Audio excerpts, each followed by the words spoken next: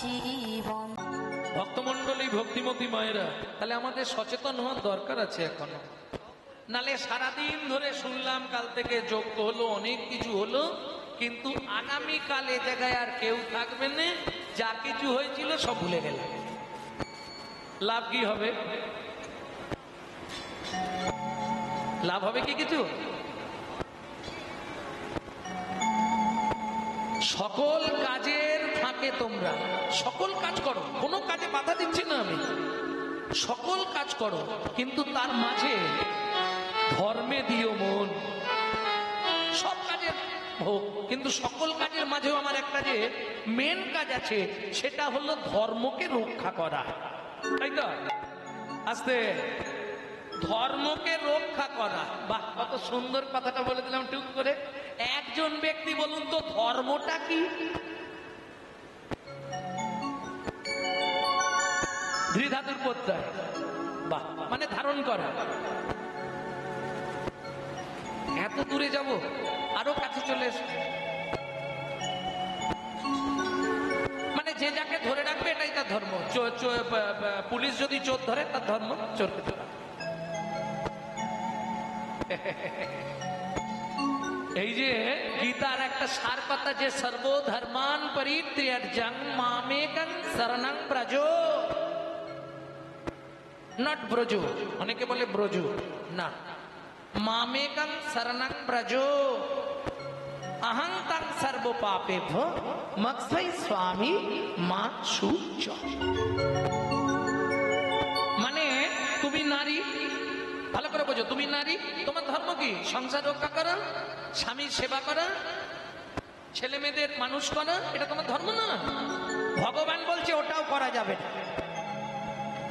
সর্বধর্মান পরিত্যাজ্যং, সব ধর্ম তুমি ছেড়ে দাও। মামেকং শরণং ব্রজ, আমাকে স্মরণ করো, তাহলে কি হবে? ব্রজে তোমার বাস হয়ে যাবে। নিতাই গৌর হরি বল। অহংকার সর্বপাপেভ্য, তাতে যদি তোমার কোনো পাপ হয়ে যায়, সেই পাপটা আমি নেব। এই শ্লোকটি কিন্তু সবার জন্য প্রযোজ্য, শুধু যারা একদম নিগুড় ভক্ত তারা কিন্তু এই শ্লোকটা শুনবে না। কেন? তারা বলছে, ভগবান তুমি বলেছো শুনলাম, কিন্তু আমি দেব না। কেন দেব না? আমার পাপ আমি নিজে ভোগ করব, আমার পাপ আমি তোমার চরণে দেব না। নিতাই গৌর হরি বল। এটা কে বলেছিল কৃষ্ণকে? এটা কে বলেছিল কৃষ্ণকে? আমার পাপ আমি নিজে ভোগ করব, আমার পাপ আমি তোমাকে ভোগ করতে দেব না। কে? না, মৃত্যুকাল যন্ত্রণায় ছটফট করছে, কৃষ্ণ বলছে তুমি এক্ষুনি তো চলে যাবে, তা তোমার যে পাপটা আছে আমাকে দিয়ে দাও। ক্রোধের বশে বললে আমি কোনো পাপ করিনি। কে? গঙ্গা পুত্র ভীষ্ম। হ্যাঁ, যার জন্য তো উত্তরায়ণ, কদিন পরে মকর সংক্রান্তি, এটা জানেন তো? এই মকর সংক্রান্তি কিসের জন্য? এক নম্বর, ওই তিথিতেই ভগীরথ গঙ্গাকে মর্তের মাটিতে পতিত করেছিল। দুই, দেবতা অসুরদের যুদ্ধে ওই দিনেই দেবতাগণ জিতে অসুরদের মুন্ড কেটে মন্দর পর্বতে গিয়ে পুঁতে দিয়েছিল। তিন, মকর সংক্রান্তি কেন? হরি বল, হরি বল। মকর অর্থাৎ সূর্যদেব ওই তিথি থেকে দীর্ঘদিন তার ছেলের বাড়ি গিয়েছিলেন, তিনি হলেন শনি। হ্যাঁ, কক্ষপথ চেঞ্জ হয়ে যায় না? এই জন্য দেখবেন পৌষ পার্বণে হিন্দুদের একটা পূজা আছে, অনেকে করে অনেকে করেন, যে পূজাটার নাম হলো সূর্য পূজা। হ্যাঁ, এই সূর্য পূজা আজকে নয়, সত্যে করেছিলেন সুরত রাজা, তেতা যুগে করেছিলেন ভগবান রামচন্দ্র, দাপরে করেছিলেন শ্রীমতী রাধা ঠাকুরানী। এখনো দেখবেন সেই পুজোটা অনেকে বর্তমান রেখেছে। কালী পুজোর সময় একবার হয়, সেটা বিহারীরা করে ছট পূজা, ওটাও সূর্য পূজা। আর পৌষ সংক্রান্তির পূজাটা হচ্ছে আমাদের জন্য সূর্য পূজা। পরের ভিডিওতে আরো ডিটেলস আলোচনা করা যাবে, কারণ এখনো দেরি আছে কটা দিন। ভক্তমন্ডলী, ভক্তিমতী মায়েরা, যে চ্যাপ্টারে আছে ও চ্যাপ্টারটা নালে হারিয়ে যাবে। কেমন? তাহলে লক্ষ্য নৈবিত্বং বিত্বং উদ্বৃত্তং নৈবিত্বং বিত্তং। বৃত্তি মানে কর্ম। তাহলে কি কর্তব্য বিবুড়ো, আমি কি কর্তব্য করব? আমি বলবো না যে আপনি মালা তিলক করে হরিনাম করুন রাস্তায় রাস্তায়, পারবেন না। কেন? ওই যে প্রথমেই বলেছি, হিন্দু জাতির পরম শত্রু হচ্ছে হিন্দুরা। আপনি ঘরে বসে হরিনাম করবেন, পাশের বাড়ি থেকে হিন্দু বাড়ির লোক আপনাকে বাধা দেবে। এই গণেশ, তোর মাকে রাঁচি দিয়ে পাগলা হয়ে গেছে, ভোরবেলা শীতকালে ঘুম ভাঙাচ্ছে। হ্যাঁ, আপনার বাড়িতে হরিনাম হচ্ছে, মাইক বাজছে, খবর নিয়ে দেখবেন আপনার হিন্দু জাতি গিয়ে থানায় কমপ্লেন দিচ্ছে, আমার মেয়ের পরীক্ষা, কি করছে দেখবেন, চলুন। ভক্তমন্ডলী, ভক্তিমতী মায়েরা, এই জন্য হিন্দু ধর্মটা শেষ হয়ে যাচ্ছে। এখনো সময় আছে, নিজেদের ধর্মকে নিজেরা বাঁচানোর চেষ্টা করুন, নিজেদের ধর্মকে নিজেরা।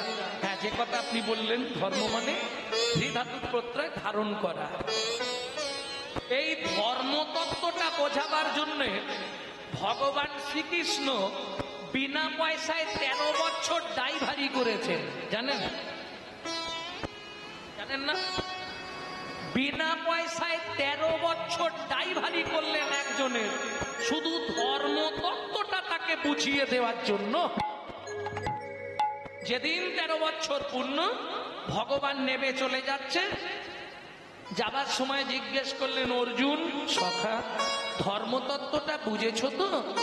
অর্জুন বললে, হাই যা, কিচ্ছু বোঝা হয়নি, সখা একটু বলে যাও।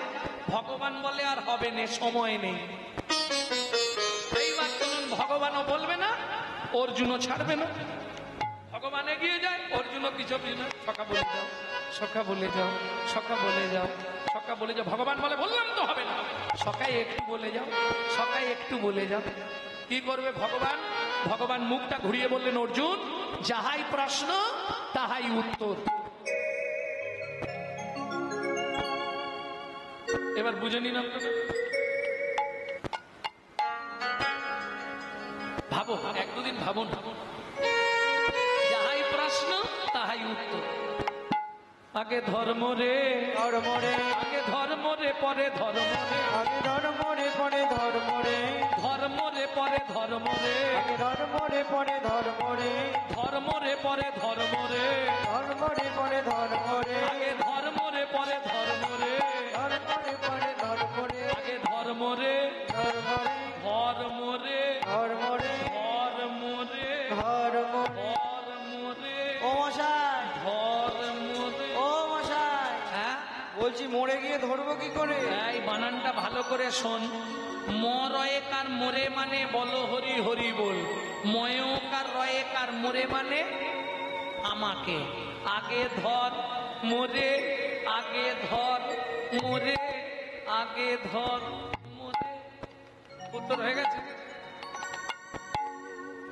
আগে ধর্ম রে, পরে ধর্ম রে, আগে ধর্ম রে, পরে ধর্ম রে, যখন ধর্ম লুপ্ত দেশ বিচিত্র ছিল গুপ্ত চিরকাল, যখন ধর্ম লুপ্ত দেশ বিচিত্র ছিল গুপ্ত চিরকাল, ধর্ম লুপ্ত দেশ বিচিত্র ছিল গুপ্ত চিরকাল, যখন ধর্ম লুপ্ত দেশ বিচিত্র ছিল গুপ্ত চিরকাল, নদিয়ায় এসে গৌরব এসে প্রচারিল শচীর দুলাল। নদিয়া এই বেশে গৌরব এসে প্রচারিল শচীর দুলাল। আস্তে আস্তে আস্তে আস্তে, তাহলে বোঝা গেল কি কিং কর্তব্য বিমূঢ়। আমার কর্তব্যটা কি? হরিনাম করবো না, না, না, না। হিন্দু সনাতন ধর্মের মধ্যে বহু ধর্ম আছে। বৈষ্ণব ধর্ম, যেটা চৈতন্য মহাপ্রভু প্রবর্তক, হ্যাঁ, চৈতন্য মহাপ্রভুর প্রবর্তিত ধর্ম হচ্ছে বৈষ্ণব ধর্ম। তিনি সনাতন ধর্মের প্রচারক, নট প্রবর্তক। সনাতন ধর্ম পৃথিবী সৃষ্টি থেকে ছিল। কি বললাম? চৈতন্য মহাপ্রভুর আগেও একজন সনাতন ধর্মকে বাঁচাবার জন্য বহু যুদ্ধ বিগ্রহ করেছে। তিনি হলেন জগৎগুরু শঙ্করাচার্য। তারপর চৈতন্য মহাপ্রভু। তাহলে চৈতন্য মহাপ্রভুর প্রবর্তিত ধর্ম হলো বৈষ্ণব ধর্ম। সেই বৈষ্ণব ধর্মের আইন গ্রন্থ হচ্ছে হরি ভক্তি বিলাস। কেমন? সেই হরি ভক্তি বিলাস বলছে 24 ঘন্টায় 24 বার তোমাকে ভগবানকে ডাকতে হবে।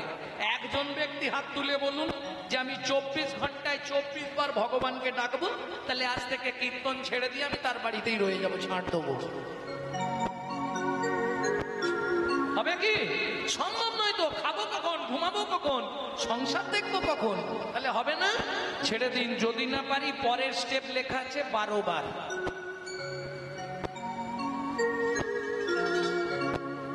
খুঁজে পাবেন না একজনকে। তারপরে স্টেপ 6 বার হবে। দেখো মহাপ্রভুর সামনে যেটা বলবে করতে হবে। বলে কখন করবো, 6 বার হবে না, আরেকটু কিছু কমানো যাবে না? একদম শেষ ধাপ লিখে দিলেন 3 বার। এইটা হয়ে যাবে নাকি? কারণ 3 টাইম তো, 3টে টাইম তো ওষুধ খেতেই হবে। ওষুধ খাবার সময় ভগবানকে ডেকে নেব। হ্যাঁ, তাহলে 3টে টাইম কখন কখন ডাকবেন? যদি ডাকবেন বলেন আমি বলবো, আর যদি বলেন সময় নেই তাহলে বলে লাভ নেই। ডাকবেন কি? ইচ্ছা আছে সত্যি? বেশ, তাহলে বলে দিচ্ছি 3টে টাইম ভগবানকে ডাকবেন। কখন? প্রথম বলি, যারা বাড়িতে ঠাকুরের পুজো করেন একবার হাত তুলুন তো দেখে নিন। বাহ, বেশ বেশ বেশ। তাহলে আমার 3টে কথা খুব ভালো করে শুনে মনে রাখবেন। জীবনে 3টে পাপ কাজ করবেন না। কি কি 3টে পাপ কাজ? এই 3টে পাপ কাজ করলে আপনাকে 7 জন্ম রৌরব নরক যন্ত্রণা ভোগ করতে হবে। কি কি 3টে পাপ কাজ? জীবনে কোনোদিন কোনো ঠাকুরের পায়ে কুড়ি ফুল তুলে দেবেন না। ভালো করে শুনে নিন।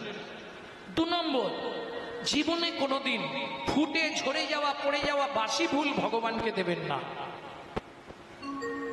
3 নম্বরটা বলবো, গাল পারবে না তো?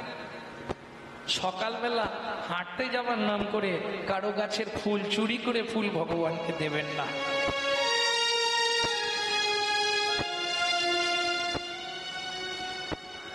এটা মহাপাপ কাজ।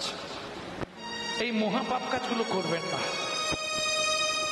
আপনি 500 টাকার বাজার করছেন, 5 টাকার ফুল কিনে এনে ভগবানকে দিতে পারবেন না? কি আপনার ধর্ম? আর শুধু শুধু কষ্ট করে কি লাভ হবে? তার গাছের ফুল আপনি তুলে এনে ভগবানকে দিলেন, যা কিছু পুণ্য কিন্তু তার অ্যাকাউন্টেই জমা হবে, আপনার কিচ্ছু হবে না। কোন ব্যক্তি ফুল চুরি করে ফুল দিলে ভগবান নিজে মাথায় গ্রহণ করেন? শুনে নিন। অন্ধ, খঞ্জ, বোবা, আর্থিক সংকট ব্যক্তি। বুঝে নিলেন ভক্তমণ্ডলী, ভক্তিমতী মায়েরা? তাহলে কোন সময় ভগবানের সেবা করবেন? কুড়ি ফুল ভগবানকে দেবেন না। যেমন ফুলের দিক দিয়ে বিচার করলেন, আপনার জীবনের দিক দিয়ে বিচার করুন। ওই যে পিছন দিকে কুড়িগুলো ফুটে আছে, ওই যে ছোট ছোট, ওগুলো এখন ভগবানের সেবায় লাগবে না। আর যেগুলো একবারে ফুটে ঝরে বাসি হয়ে গেছে, ও আর ভগবানের সেবায় যাবে না। তাহলে কখন করব ভগবানের সেবা? যখন থাকবে যৌবন তখন করো গোবিন্দ ভজন। কেন? তখন তোমার 1 মন। প্রশ্ন হবে, বাবা বয়সকালে কি হবে না? গ্যারেন্টি লিখে নিন হবে না। কেন? কাঁধে গামছা নিয়ে বাপ গামছা খোঁজে, চোখে চশমা পরে বলে খুকি চশমাটা দিয়ে যা। কেন? মনে তো মন নেই, মন তো চোচারিয়ে গেছে। কোথায় গেল? আসতে। যখন ছিল যৌবন তখন 1 মন। হিসাবটা মেলান, কত কেজি? 1 মন মানে 40। বাবা মা দেখলো ছেলে বড় হয়েছে, বিবাহ কারা করেছেন? হাত তুলুন।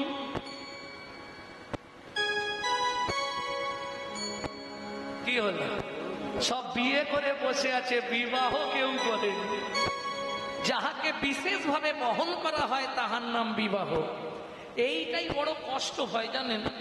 কোথায় কষ্ট? এর আগে আমি একটা প্রতিবাদী সভায়, ওই ধর্মতলায় প্রতিবাদী সভায়, হিন্দু ধর্ম সভায় আমি দাঁড়িয়ে বলেছিলাম এইটা মন থেকে মুছতে হবে। কি? দেখুন, আপনার মেয়ের বিয়ে হোক ছেলের বিয়ে হোক, আপনি তো খুব কম হলেও 500 জীবকে বধ করবেন। মাছ মারবেন, ছাগল মারবেন, মুরগি মারবেন, আবার কার্ডের ওপর লিখবেন শুভ বিবাহ। এটা কি করে হয় আমাকে একটু বুঝান না। যে কর্মে কারো প্রাণ দায় হয় তাহা কোনোদিন শুভ নয়, হরি ভক্তি বিলাসে বর্ণনা করা আছে।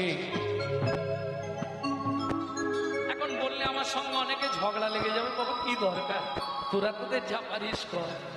কি জয় রাধে। কিন্তু এগুলো অপভ্রংশ তো।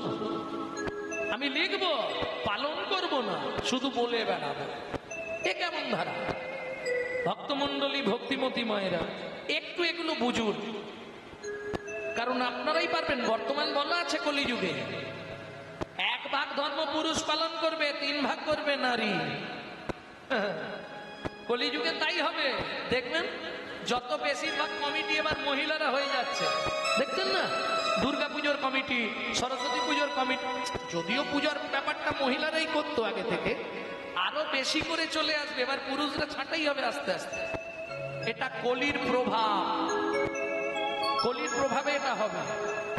বর্তমান 3 ভাগ ধর্ম চলে যাবে নারীর কাছে, 1 ভাগ থাকবে পুরুষের কাছে। কোথা থেকে বলছি এটা? কল্কি পুরাণে বলা আছে, একটু পড়লেই পেয়ে যাবে। কল্কি পুরাণে পরিষ্কার বলা আছে কলিযুগে কি কি ঘটবে। শিষ্য হয়ে না পালিবে গুরুর বচন, পিতা মাতায় না মানিবে পুত্র কন্যাগণ, অশ্বমের যাগযজ্ঞ না হইবে পূর্ণ, জাতি ভেদ থাকিবে না হবে এক বর্ণ, ব্রাহ্মণের ব্রহ্মত্ব লুপ্ত হয়ে যাবে। এই সব রঙ্গ ভাই কলিতে ঘটিবে, পিতার সঙ্গেতে পুত্র চাতুরি করিবে, 12 বৎসরে কন্যা গর্ভবতী হবে, মহাকলিগতে ঘোর কলির অধিষ্ঠান, মনুষ্য জন্মিবে সব বৃহৎ প্রমাণ, ভয়ে কেউ না যাইবে বেগুন গাছের কাছে, আঁকশিতে তুলিবে বেগুন সব গাছে গাছে, খেতে বসিবে ছাগ মহিষে ভূষি, ছেলিবে রাজকন্যা মানিতে প্রেমী, শূদ্র হবে গুরু আর শিষ্য হবে ব্রাহ্মণ, কলিকালে 1 বর্ণ হইবে যব, উদয় দ্বাদশ রবি হইবে গগনে, ইহদাহ হবে সবাই রবির কিরণে, জলে জলময়ে আবার হবে ত্রিভুবন, পূর্ব মত বটবস্ত্রে ভাসবে নারায়ণ, সেই মতো সত্য যুগী করিবে সৃজন, কলির খরচা তুলসী দাসের লিখন, কলির খরচা তুলসী দাসের লিখন, কলির খরচা তুলসী দাসের লিখন, কলির খরচা তুলসী দাসের লিখন।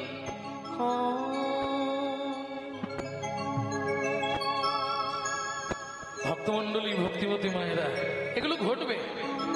2-5টা বাকি আছে, বাকি সব ঘটেই গেছে। আর 2-5টা যেটা বাকি আছে ওটা ঘটে গেলেই হরিনাম শেষ। তাই গৌর হরিব। তাহলে কিং কর্তব্য বিমূঢ়, 3টে টাইম ভগবানকে ডাকতে হবে, তাই তো? বাবা মা বিয়ে দিয়ে দিল, অর্ধাঙ্গিনী, বউ নয়। আমরা চলতি কথায় বলি বউ, গাল ভর্তি করার জন্য বউ। প্রকৃত শাস্ত্রের ভাষা হচ্ছে অর্ধাঙ্গিনী, আমার অঙ্গের আর্ধেক অঙ্গিনী। তাহলে মন 1 ছিল, ভাব হলো, রইল কত 20। যেদিন থেকে বিয়ে করলি এবার শুরু হলো সুশুরি, শুধু নিয়ায় নিয়ায়। কিসের জন্য বিয়ে করেছো? এক কথায় উত্তর, পুত্রং কিয়তে ভার্যা। বললে পুত্র তোমার কি করবে? বেঁচে থাকতে ভাত দিক বা না দিক, মরে গেলে পিণ্ডিটা তো দেবে।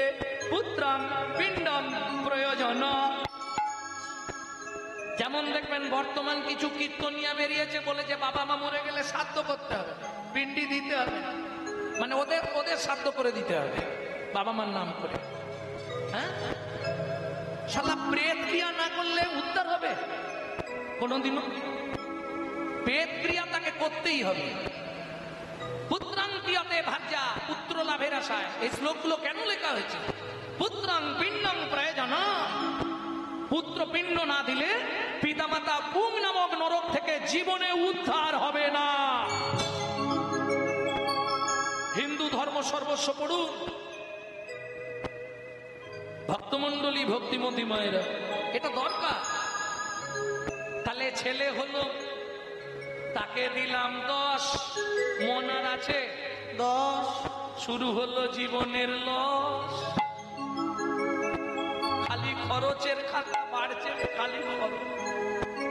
কি গো, ছেলে হয়েছে মানে আশা কি? ছেলের বিয়ে দিব, সুন্দর দেখে বউ মানবো, বৌমার রান্না ভাত খাবো, কলি যুগে হবে না। এক বালিশে পড়লে মাথা, মনের কথা হয় গো যাতা। এক বালিশে পড়লে মাথা, মনের কথা হয় গো যাতা। বাবা মাকে করে পর, যাকে নিয়ে বাদলি ঘর। তুই বাবা মাকে করে পর, যাকে নিয়ে বাদলি ঘর। যাকে তুই বাঁচলি ভালো, সে কি তোর সঙ্গে গেল? যাকে তুই বাঁচলি ভালো, সে কি তোর সঙ্গে গেল? শেষে গোবর ছড়া দিল রে, অমঙ্গলটা বিদায় হলো। শেষে গোবর ছড়া দিল রে, অমঙ্গলটা বিদায় হলো। আজকে মরলে কালকে বাসি, যাকে এত ভালোবাসি। আজকে মরলে কালকে বাসি, যাকে এত ভালোবাসি। গোবর জল ছড়া দেবে ওই প্রিয়সী, গোবর জল ছড়া দেবে সেই প্রিয়সী। বলে আপদ বিদায় হলো রে, আপদ বিদায় হলো রে। হরি বল। ছেলের বিয়ে দিয়ে বউ মানলাম, তাকে দিলাম 5, হাতে আছে কত? মামার মায়ের হাসি দেখো খালি ঠাকুর। হাতে আছে কত? 5। এদিকে বয়স বাড়ছে, শুরু হয়ে গেছে শিরায় শিরায় খাঁচ। হ্যাঁ, কে একজন ওই দেখো বাবা, যে ব্যক্তি বসবে আগে সামনে জায়গা খুঁজছে, কোথা দিয়ে গলা, কোথা দিয়ে গলা। খাঁচ সব শুরু হয়ে গেছে। হ্যাঁ গো, আমাবস্যা পূর্ণিমা হলেই কটকট কটকট কটকট, বাবরি কেউ ভালো নেই। এবার একটা নাতনি হয়েছে, দাদু হাসি দেখো, আর ভজন হবে। আসন পেতে দাদু বসেছে, ভগবানকে ডাকবেন, পিছন দিক দিয়ে নাতনি এসে কাঁধে উঠে পড়েছে, দাদু দোল দোল, দাদু দোল দোল, ভজন গোল গোল হয়ে গেল। হ্যাঁ গো, সত্যি বলছি, বুড়ো বয়সে হয়নি, এ জড়িয়ে যাবে তো, যত দিন যাবে তত জড়িয়ে যাবে। আর পারবে না তুমি, এখন থেকে লেগে পড়ো, যদি পারো এখন থেকে সব সাইড করে দিয়ে আস্তে আস্তে এগিয়ে চলো, তবে হবে। ওই সময় কি আর হবে না। নাতনি হলো, তাকে দিলাম 3, এবার বসে বসে গুনছি শুধু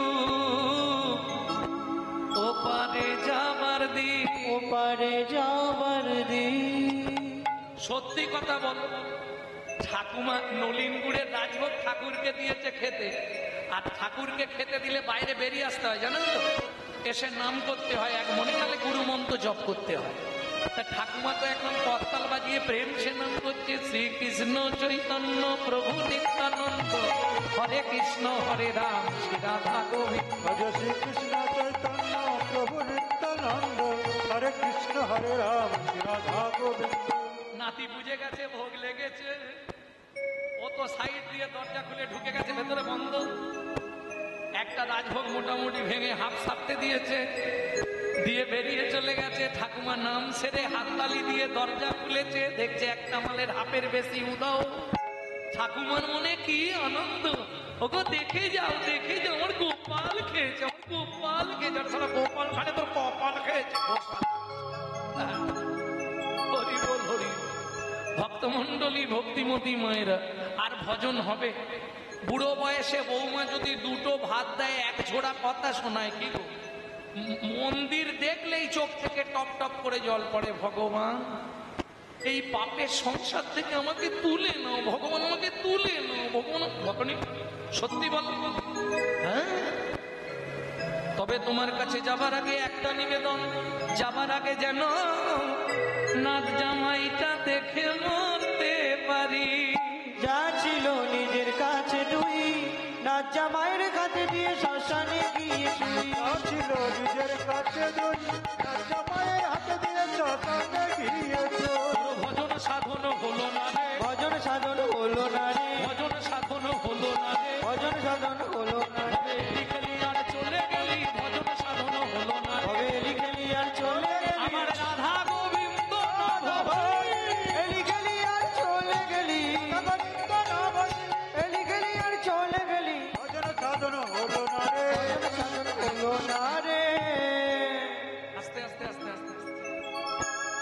ভক্তমণ্ডলী ভক্তিমতী মায়েরা, তাহলে কোন তিন সময় ভগবানকে ডাকবেন? যৌবন থাকতে। এবার বলি 24 ঘন্টার যৌবনকাল কোনটা?